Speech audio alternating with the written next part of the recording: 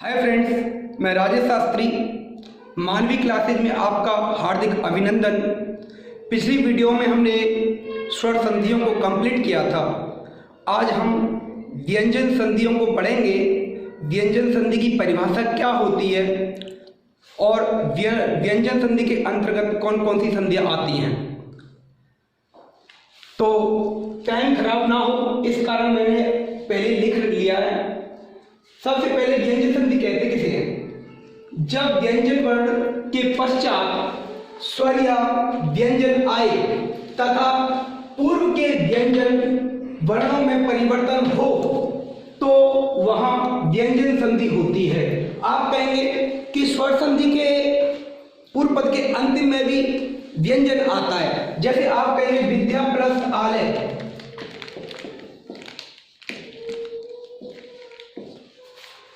तो यहां पर आप कहेंगे कि यहां पर धा आ रहा है, ये व्यंजन है। नहीं, ये व्यंजन नहीं है। क्यों? क्योंकि यहां पर अकारांत है। व्यंजन का मतलब होता है अपूर्ण वर्ण। जैसे मैंने एग्जाम्पल यहां पर लिख रखे हैं, उत में तय हलंत है, तो इसका मतलब ये व्यंजन है। व्यंजन का मतलब आप ध्यान रखना, हलंत वर्ण होगा वही व्यंजन होगा। पहले नंबर की संधि है हमारी जसत्व संधि। जसत्व संधि की परिभाषा को जानेंगे। पूर्व पद के अंतिम में पहले, दूसरे और चौथे वर्ण के पश्चात किसी वर्ग का तीसरा या चौथा वर्ण हो, या य र ल व या कोई स्वर हो, तो पूर्व वाले वर्ण को अपने ही वर्ग का तीसरा वर्ण हो जाता है। कैसे होगा? मैंने आपको डेफिनेशन यहां पर बताई, परंतु ध्यान किस बात का रखना है। जैसे मैंने कहा कि पहले, दूसरे और चौथे वर्ण के पश्चात, जो इसे कहते हैं पूर्व पद, इसे कहेंगे उत्तर पद। तो पहले, दूसरे और चौथे वर्ण कहां आएंगे? यहां पर। ये जो तय है, क है, तय है, यहां पर ये पहले, दूसरे और चौथे वर्ण आएंगे। यहां पर कौन सा वर्ण आएगा? तो यहां पर आएगा तीसरा या चौथा, या फिर हो सकता है यरल भी आए, या फिर कोई स्वर भी आ सकता है। कुछ एग्जाम्पलों के माध्यम से हम जानेंगे। देखो, उत प्लस योग है, यहां पर नियम घट रहा है कि नहीं? पहले, दूसरे और चौथा वर्ण कहां आएगा? पूर्व पद के अंतिम में। तो यहां पर पहला वर्ण आया कि नहीं? कवर्ग का पहला वर्ण है, तो और यहां पर क्या कह रहा है? तीसरा या चौथा वर्ण होना चाहिए। उत्तर पद के प्रथम का क्या होना चाहिए? तीसरा या चौथा वर्ण होना चाहिए। तो अपने ही पूर्व पद के अपने ही स्थान पर अपने ही वर्ग का तीसरा वर्ण हो जाता है। जैसे उत, तो तय का तीसरा वर्ण क्या होगा? दे। तो उ हम पूरा लिख देंगे, तय को क्या हो जाएगा? दे, और लिख देंगे यू। परंतु व्याकरण की दृष्टि से यह गलत होता है, ऐसे नहीं लिखा जाता। तो आप संयुक्त व्यंजन जैसे दे और यह मिलके ध्य बनता है, तो इस बात को ध्यान रखना कि ये गलत है। हमें लिखना क्या है? दे और यह मिलके हो जाएगा ध्य, तो उद्योग। दूसरा है हमारा दिक् प्लस गच। तो यहां पर पहला वर्ण आ रहा है और यहां पर तीसरा वर्ण आ रहा है। ये नियम यहीं पर घटेगा कि पहले, दूसरे, चौथे वर्ण यहां पर आएंगे पूर्व पद के अंतिम में, और उत्तर पद के प्रथम में तीसरा या चौथा आएगा। तो यहां पर तीसरा आ रहा है, यहां पर पहला आ रहा है, तो अपने ही वर्ग का तीसरा वर्ण हो जाता है। तो यहां पर कै का वर्ण क्या होगा? गे। कै, खे, गे, तो गे लिख देंगे। आगे जैसा है उत्तर पद वैसा का वैसा ही लिख देंगे। सट प्लस भी है। देखो, यहां पर पहला वर्ण आ रहा है और मैंने यहां पर क्या तीसरा है, चौथा वर्ण आना चाहिए। तो पे, फे, वे, भे, तो भे आ गया। तो यहां पर इसे अपने ही स्थान का कौन सा वर्ण हो जाएगा? तीसरा वर्ण। तो स हमारा पूरा है, पूरा लिख दिया। यहां डे हमारा क्या? टे हमारा आधा है, तो डे भी हमारा क्या होगा? आधा होगा। आगे लिख देंगे भी। उत्तर पद पद का जैसा है वैसा लिख देना। हमें चेंजिंग काम करनी है, चेंजिंग हमें करनी है। पूर्व पद के अंतिम वाले वर्ण को अपने ही वर्ग का तीसरा वर्ण होगा। वा प्लस ई से, तो वा हमारा पूरा है, नियम घट रहा है कि नहीं, देखो पहला वर्ण आ रहा है पूर्व पद के अंतिम में और यहां पर स्वर आ रहा है, क्योंकि मैंने या में स्वर भी लिख रखा है।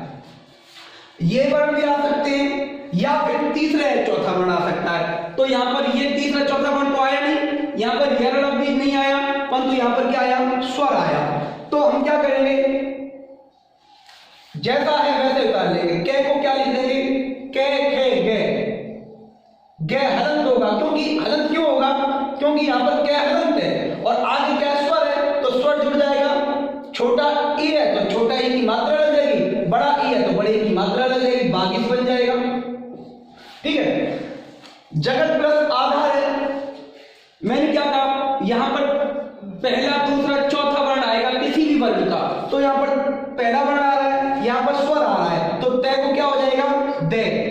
तो ज ग द और आगे क्या है, स्वर है, तो स्वर जुड़ जाएगा, तो यह हलंत मिट जाएगा और बन जाएगा जगदाधार। शुभ प्लस अंत है, पहला वर्ण आ रहा है, आगे स्वर है, तो हम क्या करेंगे, पे का तीसरा वर्ण कर देंगे, पे फे बे। तो सु हमारा पूरा है, सु कर दिया। पे का तीसरा वर्ण होगा बे, हलंत होगा, आगे क्या है,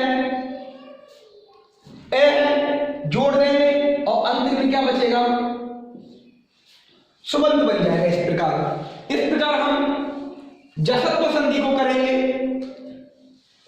दूसरी संधि है हमारी अनुनासिक संधि। परिभाषा क्या होगी थोड़ा जान लेते हैं। यदि किसी भी वर्ग के पहले और तीसरे वर्ण के पश्चात, यहां पर तो कह रहा था पहला दूसरा और चौथा वर्ण हो, परंतु यहां पर क्या कह रहा है, यदि किसी भी वर्ग के पहले और तीसरे वर्ण के पश्चात में किसी भी वर्ग का पंचम वर्ण हो और पूर्व के प्रथम और द्वितीय वर्ण को अपने ही वर्ग का पांचवा वर्ण हो जाता है। एग्जाम्पल के माध्यम से समझेंगे। ये कह रहा है पूर्व पद के अंतिम में, पूर्व पद के अंतिम में पहला वर्ण हो या फिर तीसरा वर्ण हो और सामने कौन सा, उत्तर पद के प्रथम में कौन सा वर्ण होना चाहिए, पांचवा वर्ण होना चाहिए। तो अगर ऐसा होता है तो उसे अपने इस पूर्व वाले स्थान पर कौन सा वर्ण हो जाएगा, पांचवा वर्ण। तो कै का पांचवा वर्ण क्या होता है, ग। तो हम जोड़ देंगे, दी हमारा पूरा है, यहां पर कै हलंत है तो कै हलंत कर देंगे, आगे क्या है नाथ, तो नाथ का नाथ हो जाएगा। आगे क्या है, उत प्लस नति है। अब ये कह रहा है कि पहले और तीसरे वर्ण के पश्चात, यहां पर पहला वर्ण आ गया, पहले और तीसरे वर्ण के पश्चात उत्तर पद में कौन सा वर्ण होना चाहिए, पांचवा वर्ण होना चाहिए। तो इस पूर्व वाले पद को है ना पांचवा वर्ण हो जाता है। तो तय का पांचवा वर्ण कौन सा होगा, तो तय का पांचवा वर्ण होगा तय थे दे धे ने। तो यहां पर क्या है, तय आधा है तो आधा नहीं लिख देंगे और सामने जो उत्तर पद में जो लिखा हुआ है उसे लिख देंगे। इस प्रकार उन्नति बनता है।